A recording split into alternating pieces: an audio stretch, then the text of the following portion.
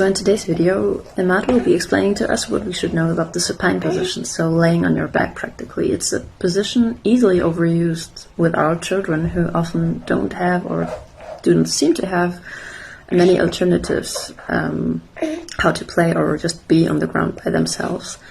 And as always, the purpose of this video is not to make us feel guilty in any way.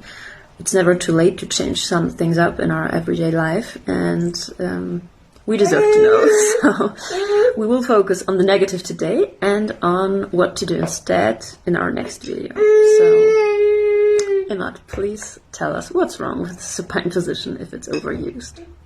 Any parent that have a cerebral palsy child or any child with CNS dysfunction must know this advice.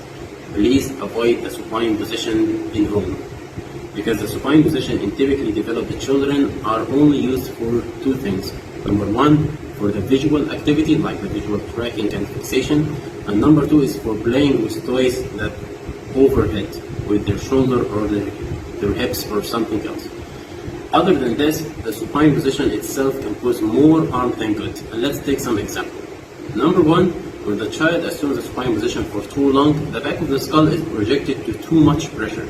And this causes asymmetrical growth in the bones of the skull. So you have one side of the skull that is growing and long, and the other side is short and dead. And this is called the brachiocephaly deformity of the skull. And this can cause many problems like the asymmetric visual and squinting of the eye, the nystagmus of the eyes.